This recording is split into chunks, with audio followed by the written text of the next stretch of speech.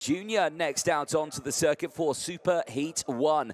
Really looking forward to this one because, well, the man who's been on a mission this weekend, who is fourth in the championship, is Harrison Mackie. Pole in qualifying and 3 qualifying heat wins. He is looking for maximum points here. He has got the best opportunity to get that, but he's in close proximity with his fellow Fusion teammate Scott Lindblom.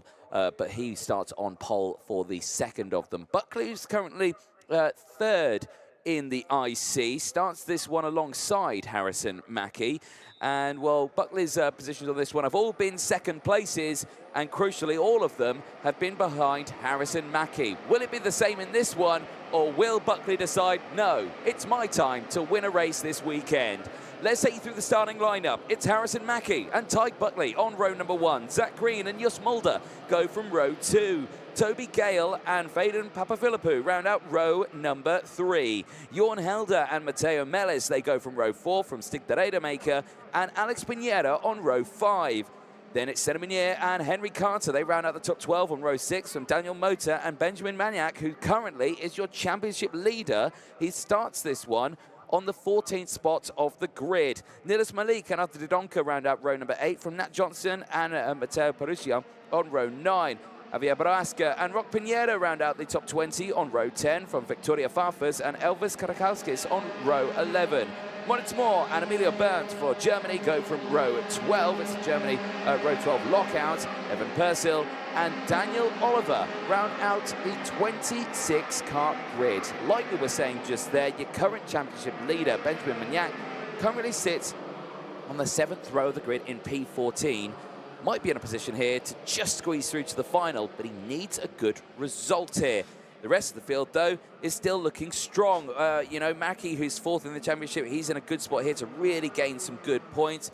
Tyke Buckley, who sits 3rd in the championship, is in a position here to beat Mackie. He just needs to try and squeeze past him, which he's not been able to do so far in this one. Andrew Mather, you join us back in the commentary box. This is going to be an interesting one because points are really at stake here, especially with Lindblom only with 3 points behind Mackie. Yeah, it's close in all regards. It's close in the intermediate classification. It's close in the championship standings as well.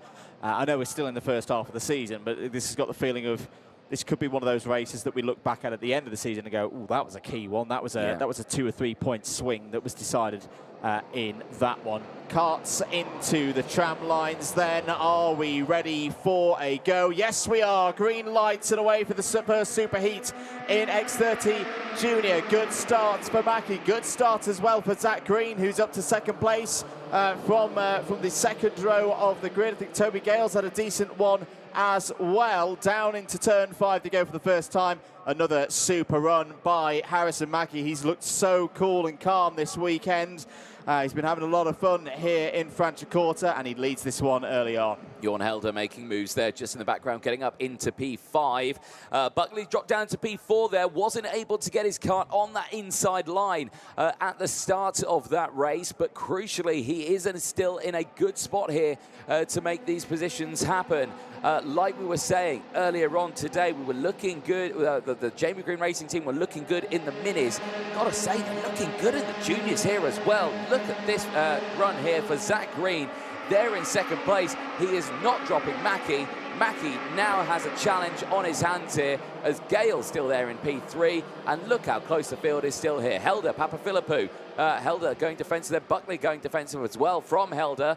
Bunches them up a little bit. Contact between Papaphilippou and Helder. And now that's allowed Stig de Rademaker to get a move. He goes down the inside and moves up into P6. A good opportunistic driving there from Stig de Rademaker. Just hop through there. Papaphilippou out of sorts at the moment. This is very difficult when you get overtaken out of turn 5 and towards turn 6. It takes a while to get back into the rhythm and not look vulnerable to those behind. There in the bottom right of your corner is the latest championship standing, the latest super heat standings for the round. Mackie's still at the front ahead of Lindblom in the Ector race. Cranham now up to 3rd with Buckley falling down a bit. Got to say, one of the things that's impressed me so much this weekend with Harrison Mackie's driving, Anthony, is the way he's been able to soak up pressure. He's very good at positioning his kart. He's very good at getting the braking right, where even though he's in a defensive state right now, he's very difficult to overtake. He's one of the only drivers we've seen so far this weekend not succumb to the pressure of turn 14 as a race leader. Well, like you say, he's got some experience around here. He knows how to pedal this one. It's a fast, it's a technical circuit, but, you know, all of them have really worked hard over the course of this weekend to, I think, really dial it down. You will always see a driver do a track walk and, you know, we'll see what's the best line do you reckon you could take through here?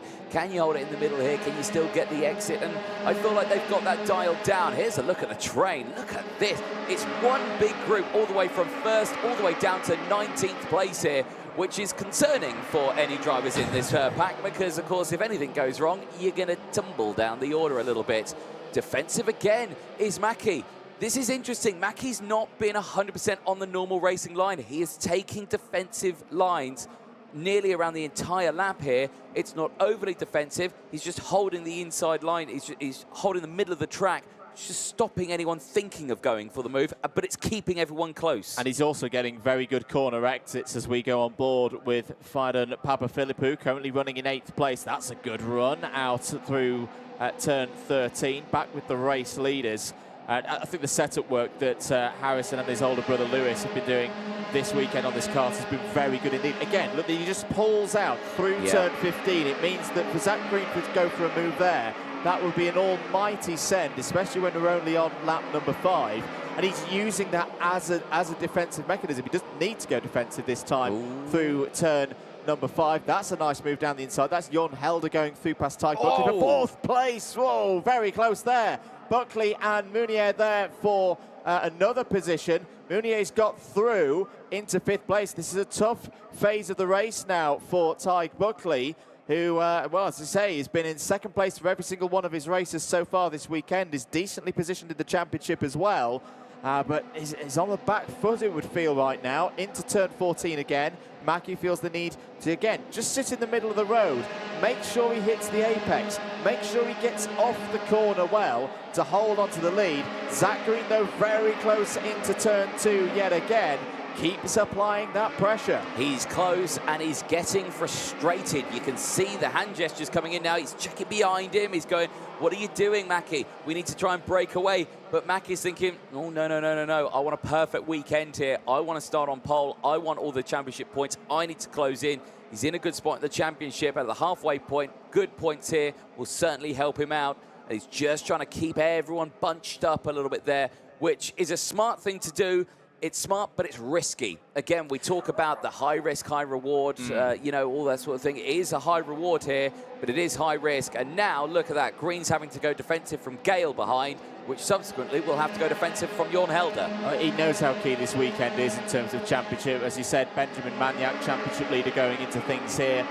He's going to make the final of this race. He's in 11th place in this race, but he's in a damage limitation mode right now. He's going to lose points. He needs to maximise this opportunity. Green has a little think of it, and that was one that didn't work out. He's actually dropped back from Harrison Mackie there. This could be an opportunity for Toby Gale to get down the inside into sector number 2. No, Toby Gale just elects to stay there right now. Maybe work with Zach Green to push back up to Harrison Mackie. We're on lap number 7 now.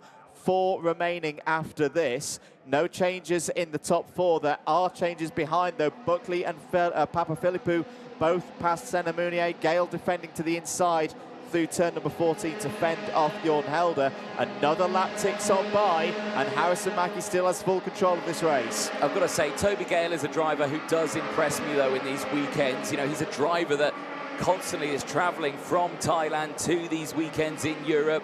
Yes, okay, sometimes if he's got close events back-to-back, he'll stay in Europe, he'll go for testing, things like that. But yeah, he does travel back and forth so many times, and that can really take it out of a driver. Yes, if you're a locally Italian driver, a Spanish driver, yes, okay, it's just a few hours drive here, and then you're good. You're in your same time zone. But when you're traveling from the other side of the world, you've got the likes of jet lag kicking in. You've got all of that kicking in over a weekend. You have to recover from that and then get ready for racing. He goes defensive here, does Gale from Jon Helder. Crucially, though, that might not drop too much time away here. There's one of the replays on the left-hand side on board with Papaphilippou. This is down in towards turn 2. Henry Carter to the inside there. Following through, there's some nice moves happening thick and fast through this field. That's in the pack just behind this, trying to close in. Maniac's in that battle as well now. Maniac up into the top 10 in P9, so he's still having a good run in this one. He's up several positions. The trouble for Maniac, though, is I don't think he's going to be scoring points. I don't think he's going to be in the top 10 of the final intermediate classification.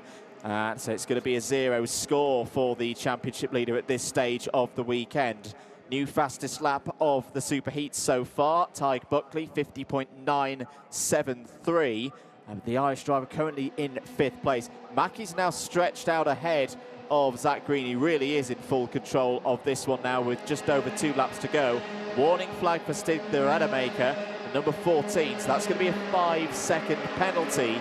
Can't be contested either for the Belgian driver. That's going to move him down probably to around 20th place as things stand. It won't knock him out of the finals. Oh, down the inside. That's a big set from Helder. Oh, he's done really well to get that one stopped. We've seen a lot of drivers running deep out of turn 5. There's a nasty gully on driver's right beyond that curb. I thought Helder was going for it, but he made it stick. It is a risky one to go for the move there through turn 5 because, yeah, like you were saying, you get caught on that exit curb. It just pulls you onto the grass. That's given breathing space here to these two now. Crucially, it's given the breathing space for Zach Green to start to think about going for moves because now he's not going to lose out on P3 if the move gets gone. Down the start-finish straight we go. We go into the final lap of this one. Mackie goes defensive. To the outside goes Green. Not close enough this time. Key for Mackie, though. He doesn't need to win this race. P2 would be enough to give him the 10 championship points. Down the inside. Beautiful switchback from Zach Green.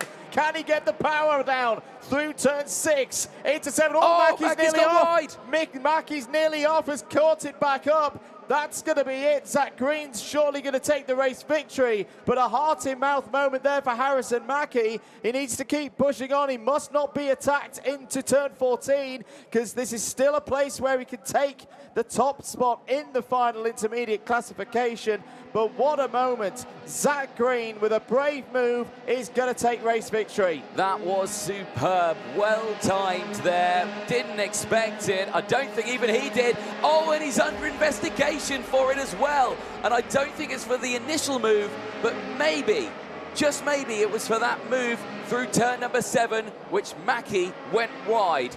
Well, if anything happens there, what's the gap? It's only 1.1 seconds. So if Green gets something at the end of that one, he will tumble down all the way to around P14 on the grid. But everything we talk about is provisional, of course. It's only an investigation. There is nothing that's been called just yet. Let's take a look at that moment again. There was the initial dive. Great, just a dummy there for Zach Green. It's this moment here, the side-by-side moment. They know they're there. They know each other's there. But the gap, he's just closed. Now, Green didn't look over the shoulder. Mackie knew he was there, but I don't think, did Green know he was there? And, well, Mackie will argue that his front axle was side-by-side with Green's front axle. I've got to say, Harrison Mackie, that may be the best bit of driving he's done all weekend to hold that one and ensure that second place on the road, to be clear, means he will be top of the final intermediate classification. Nobody can beat his score, even those yet to come in the second race. There is your provisional with a capital P result. Zach Green by 1.1 clear of Mackie. Jorn Helder 3rd, ahead of Tyg Buckley and Toby Gale. Fidon Papaphilippou 6th. Did Rademacher 7th on the road, but has a 5-second penalty. Benjamin Maniac fighting through to 8th place there.